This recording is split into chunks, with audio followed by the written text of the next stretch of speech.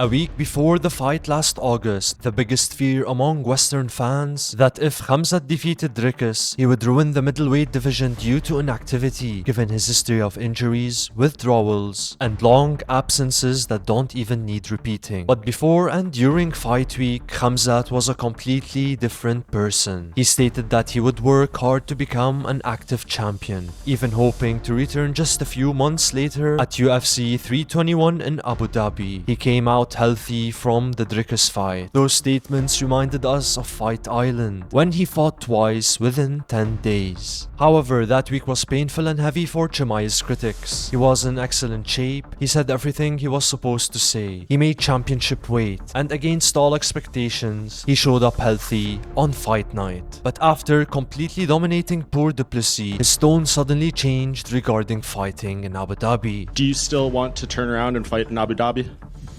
We'll see what they say.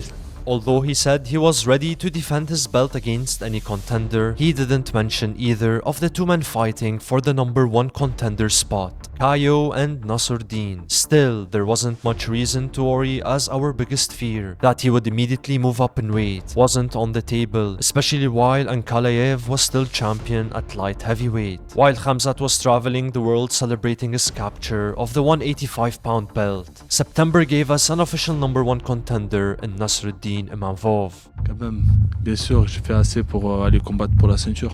And by the way, if you enjoyed the breakdown, please make sure to hit the likes and of course subscribe, aiming for the 1K subs with your support. Much thanks. Then the following month confirmed it further with RDR's loss, after he made the huge mistake of fighting for the 5th time in a single calendar year. And just imagine if Fluffy had been locked in the cage with him that night. With all of that, and considering the schedule the middleweight division had just gone through, it was impossible for any top contender to be ready to fight immediately in Abu Dhabi. So Khamzat cannot be blamed at all for not fulfilling his promise to fight at that event. After Khamzat won the title in August, Imavov won in September, Fluffy withdrew, and Renier lost in October. November arrived, which felt like the perfect time to announce Khamzat's first title defense. At the UFC's first event in Doha, Khamzat returned to the UFC spotlight, not to fight, but to support his close friend Arman Tsarukyan.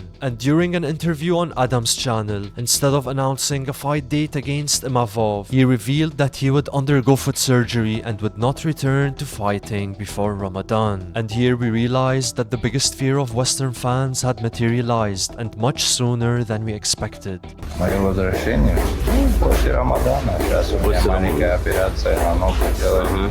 Небольшая операция, там пару недель от тренировки отойду и залечу свою рану. И дальше будем готовиться после Рамадана. Кого дадут и того. After Khamzat made that announcement, social media exploded. Fans accused him, just as they had predicted, of becoming an inactive champion who might fight only once a year. At the time, I kept asking myself, why don't these same fans treat Ilya the same way? He hasn't fought since the night of June 28, and his long absence was due to a family matter, not an injury requiring surgery like Khamzat's case. On top of that, the lightweight division was in desperate need of a title fight, while middleweight could actually benefit from a few months passing. But what truly bothered me wasn't the double standards. Those have sadly become normal in the MMA community. It was something Khamzat started doing weeks before announcing that his return would be delayed longer than expected. On the night of October 4th, just over a month after Khamzat won the title, Alex Pereira destroyed Magomed Ankalaev in 1 minute and 20 seconds, miraculously reclaiming the light heavyweight belt. From that night on, Khamzat barely paid attention to his own division. Instead, he repeatedly called out Alex Pereira in pursuit of becoming a 2-division champion. And he didn't just want to move up to 205, he was even willing to follow Pereira to heavyweight. Even worse was Pereira's complete lack of interest in that matchup, as his focus shifted toward chasing a 3rd belt at heavyweight. Then there was the pointless back and forth with Pereira's coach, wasting time while a legitimate contender waited in the middleweight division. Could you beat Pereira? Of course, brother. I could beat him with his coach. What is his name? Teixeira, yes. With Teixeira together, brother. I will beat them both sometimes. You can imagine the intense reactions online. After his announcement in Qatar, it seemed like Khamzat was interested in getting into skirmishes with anyone except Nasruddin. Then on December 8th, he gave his first interview since that whole situation, where we finally received reassurance that he wouldn't leave the division before defending his belt at least once, likely because Alex had completely ignored him. Well, I want to, for sure, one more fight. I'm going to roll one more weight class up. One more. Only one more, and then you want to move up. But after mentioning Alex, Ian, and basically any fight that could make him money, Brother, this cappuccino, it tastes like my cappuccino. It will be so sweet if I get a fight with him. the only time he brought up the rightful contender was in context Dana White dislikes, expressing reluctance to fight his Muslim brother Nasruddin Imavov. If you ask me, I don't want to fight this guy because he's like, we know each other, like a Muslim, and he's from Dagestan. You know how it's Dagestan, Chechen people, like, so it will be like a lot of drama and the internet, all these things, so I don't like about it. And to make things more complicated, Imavov made a similar statement. Mais en fait, ils parlent du combat, ils disent surtout, ouais, c'est pas un combat à faire, il faut pas entre frères, etc. Tu vois, c'est discussions comme ça. Honestly, there's no need to reopen old tensions between our brothers in Dagestan and Chechnya, or to revisit what kind of division could arise if the Chechen Khamzat fought the Dagestani Nasruddin, especially in a blessed month where it is better not to dwell on the internal difference among Muslims, their groups and their factions. With Khamzat absent from the fight scene while recovering from a successful surgical procedure which effectively iced the middleweight division, it doesn't mean his life during that period was eventless. Last month, after Ukrainian drones reportedly reached the heart of Grozny, rumors spread that Khamzat and Adam had been involved in a fatal car crash in Chechnya, with whispers of an assassination. But the reports were false. Khamzat was safe in Abu Dhabi. A few weeks ago, he traveled to Oman to support his teammate Jokar Dorayev. During the face-offs, tensions flared between him and Lebanese fighter Anthony Zaidan. And things nearly escalated when Khamzat stepped in to advise him not to shout religious phrases in that context. Thankfully, nothing happened, likely due to Chimaev's presence alone. Most importantly, Khamzat recently returned to training in California at Jackson's gym, working again with conditioning coach Sam Calavita. It appears he has begun preparations ahead of his next fight camp. But my biggest concern, given the UFC's recent decisions, is that Imavov could be sidelined, especially after saying something Dana White dislikes, and that the UFC might instead push for a massive grudge match between Khamzat and his bitter rival, Sean Strickland. Do you remember that painful week in Sydney when Sean publicly aired Khamzat's laundry? By the end of it, fans had turned on him after one of the worst title fight performances in recent memory. No one could tolerate his horrendous style anymore. He even had a public fallout with his coach Eric Nixick afterward, and the final nail in the coffin seemed to be his 6-month suspension, following him storming the cage. At that point, it felt like the end of Sean as a middleweight contender. But circumstances changed. After reconciling with Eric, blaming his loss on a staph infection and injuries, and using his suspension to reset his life, Sean suddenly found himself back in title contention when it was announced on December 6 that he would face Anthony Fluffy Hernandez. Honestly, I hated that booking. Why risk one of the most exciting contenders in the division against a fighter with Sean's awkward,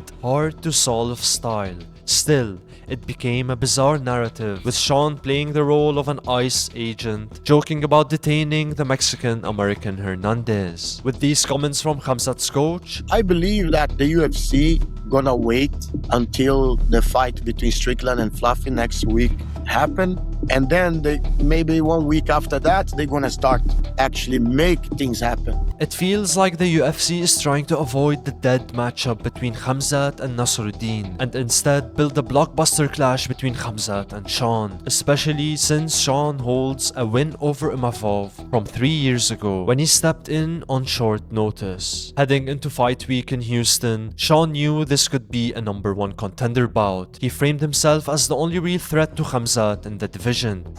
I think I'm probably the only one that could beat Chimaev. I honestly think Fluffy's a better wrestler than Chimaev. And once again, he had to hear him repeat the same criticisms he voiced in Sydney, some of which I hate to admit sounded reasonable. I don't know, man. It's kind of weird what the UFC did with Chimaev. You brought a guy in that fights once a year, who's like Madonna, who probably gets like, you know, I mean, how much money does that dictator give him on the table? Like, the guy doesn't need to fight, dude. He's best friends with a warlord. Dude gets gifted G-Wagons. So you have somebody who, like, he's just gonna sit on that belt and wait until they force him to fight. And then, like, he wanted to fight Nasser Dean or something, whatever the guy's name is. He's like, oh, I don't want to fight you, my brother. Like, what are you talking about? That's not how this sport works, dude. Go fight that guy. When Khamzat appeared on the Jackson podcast, it felt like the groundwork for his fight was already being laid. He said that you're terrible for the division and he's the only guy out there to beat you. What do you say to that? What should I say? This guy always talks on my show. We'll see.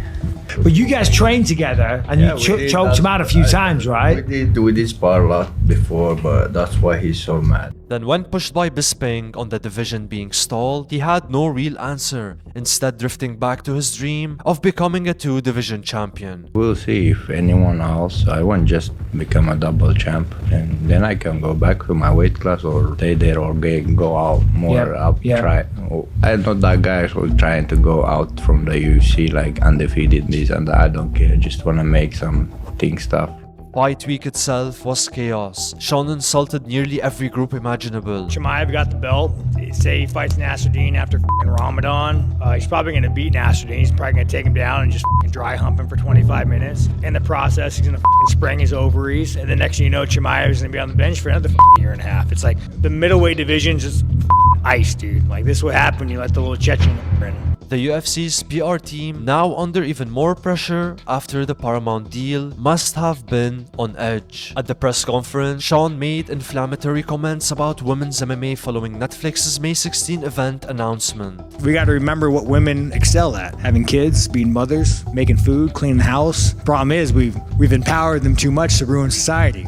Not you, of course. You're great at your job. Then he made controversial remarks about the Super Bowl halftime show featuring Bad Bunny. Liberal media figures demanded Paramount intervene. Bro, yeah, that fucking faggot. Like, dude, it is so crazy that this is America now. Like, back in the day, dude, the NFL was the fucking standard of being a fucking man. Worse still, he used language about Khamzat and Imavov, and I'm honestly embarrassed to repeat. You want to see two fucking terrorist Muslims fight each other, right? Like, what? No one gives. I mean, again. And of course, he continued his barrage on the champion. Let's just say he does fight Imanov or whatever. Every fucking fight, this guy gets hurt. Mysterious injuries. I break my hand, my ovaries hurt. Like, I did this, I did that. Like, dude, you've never produced an X-ray, you've never produced an MRI. Like, but every fucking fight, dude, you got to take a year off because you're fucking injured. Like, are you that big of a bitch? You know, just be curious to see his trajectory and actually how many times he fights, you know? But, like, when you're him, do you have to fight? When you're fucking sucking off Cordero and you're getting fucking gifted G-Wagons and, like, I mean, how much money do you think that guy fucking gets from the Chechen? While outrage focused on his comments about women and LGBTQ issues, very few reacted to how he spoke about Muslims. Perhaps because Khamzat has made such remarks seem routine. You're like terrorists.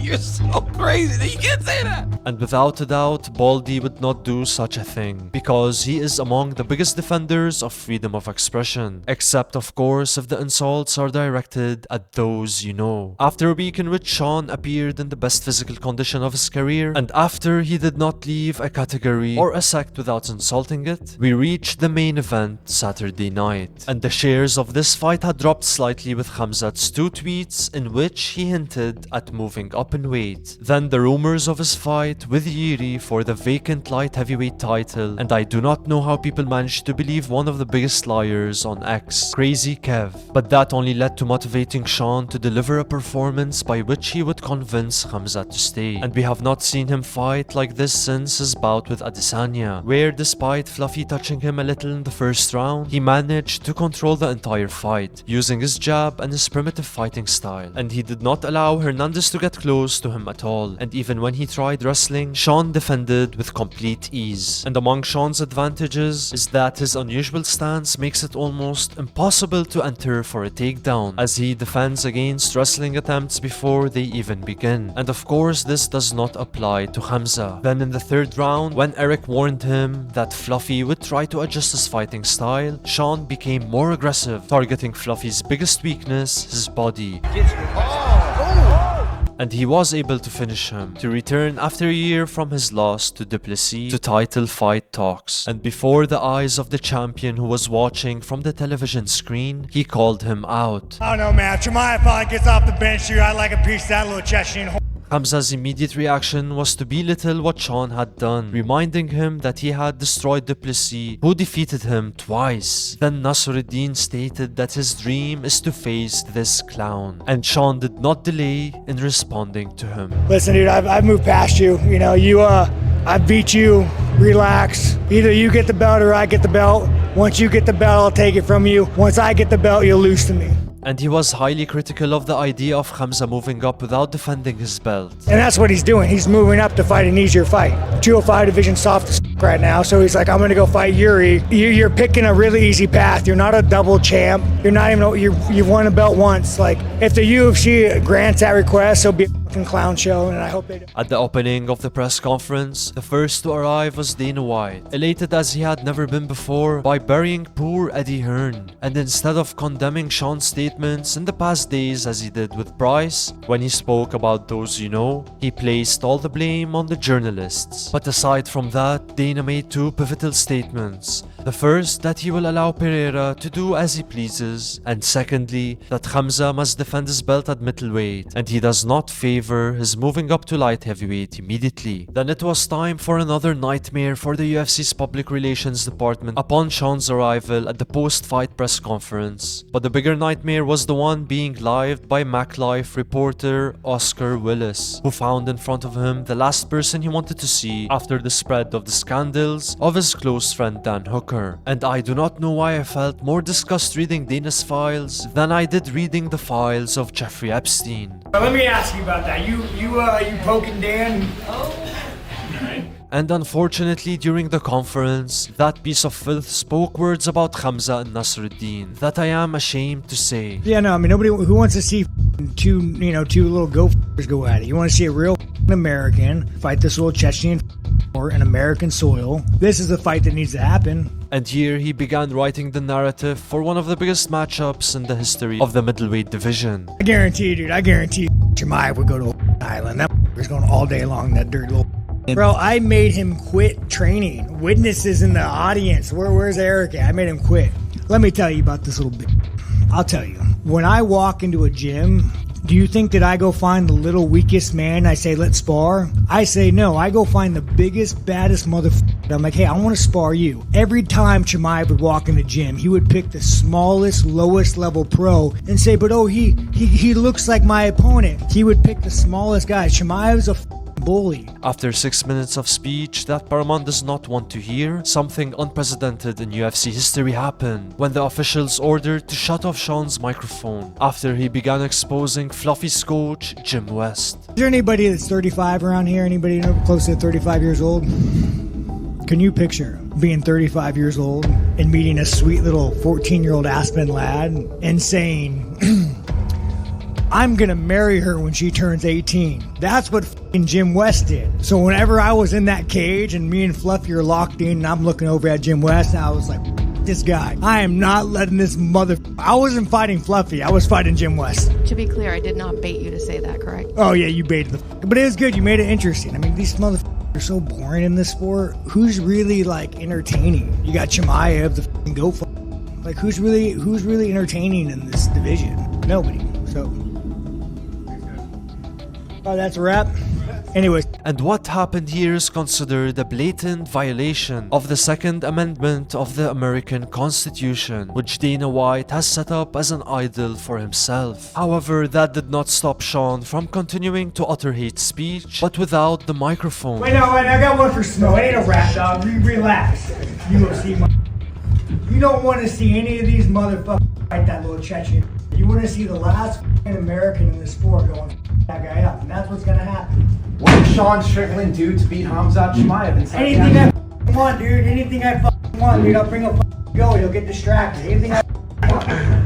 And to this day, Dana has still not commented on Paramount's violation of the idol he has remained devoted to, freedom of speech. With Khamzat not caring about this division, many believe that in the event of his moving up, he will be forced to vacate the belt, as has been in the UFC policy recently. And I believe that this is what Sean and Nasruddin hope for. And Imavov has already begun sending death threats to Sean from now, confirming that he is next for the title. And in conclusion, I have a lot to say about what I want Khamzat to do next, but that would take a long time, and perhaps I will leave it for another video. But all I will say now, as I said about Islam, let him do anything and everything, move up or move down, Nasruddin, Sean, Alex or Yiri, anything except fighting in the White House.